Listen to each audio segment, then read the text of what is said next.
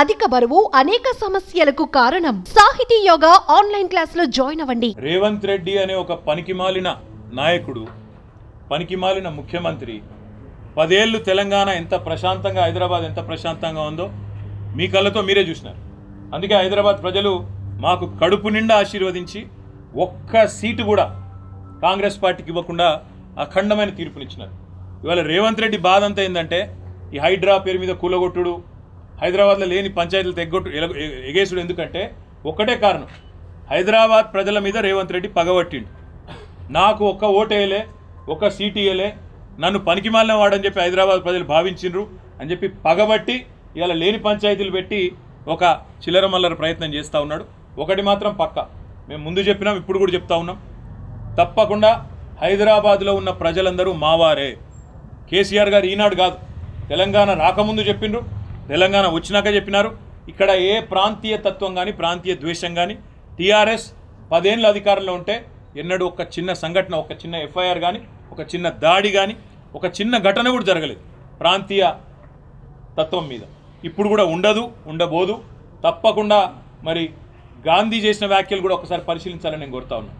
కౌశిక్ రెడ్డి మీద నోటికొచ్చినట్టు బూతులు మాట్లాడడం, నోటికొచ్చినట్టు కౌశిక్ రెడ్డి గారి కుటుంబాన్ని తిట్టడం, బజారు భాష మాట్లాడడం, ఇదేనా రేవంత్ రెడ్డి నేర్పుతున్న సంస్కృతి అని చెప్పి కూడా నేను అడుగుతా ఉన్నా.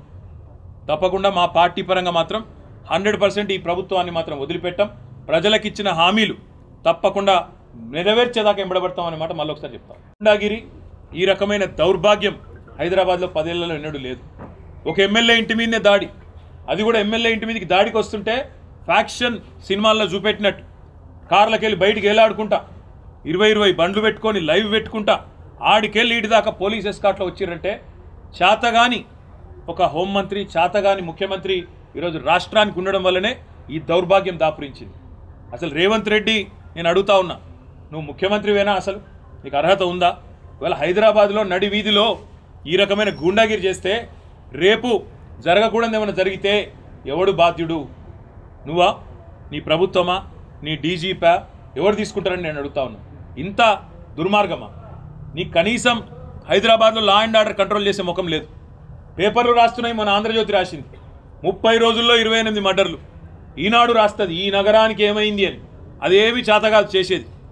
హోంమంత్రి ఉన్నాడో లేడో ఎవరికి తెలియదు, ముఖ్యమంత్రి ఎక్కడున్నాడో ఎవరికి తెలియదు. ఢిల్లీకి ఎక్కే విమానం, దిగే విమానం అన్నట్టు 22 సార్లు ఎక్కడు దిగుడు తప్ప పీకిందేమీ లేదు.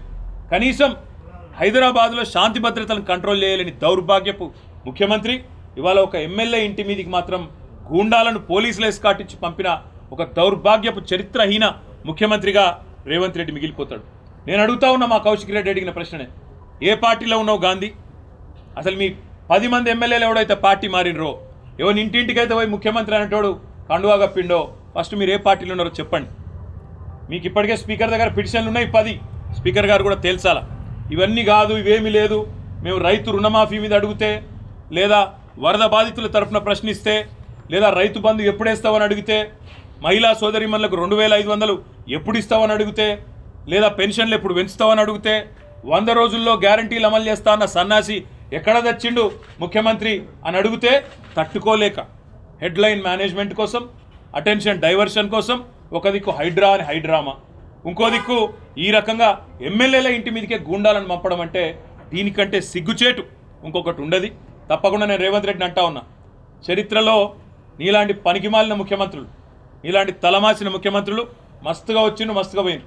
పెద్ద పెద్దోళ్ళతోనో కొట్లాడినాం, చంద్రబాబుతో కొట్లాడినాం, రాజశేఖర రెడ్డితో కొట్లాడినాం, కిరణ్ కుమార్ రెడ్డితోని, రోషయ్య గారితో, ఎంతోమందితో తలపడ్డాం.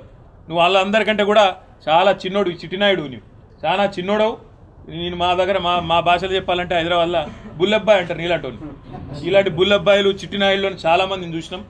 ఏం ఫరక్ పడేది కూడా ఏం లేదు, ఏం ఇంటికి కూడా వీకలేవు. కానీ ఏదో పైశాచిక ఆనందం, 4 రోజులు ముఖ్యమంత్రి పదవిలో కూర్చున్నా, నేనేందో పెద్దోడిని అయిపోయినా అనేదో ఎగిరిగిరి పడతా ఉన్నావు.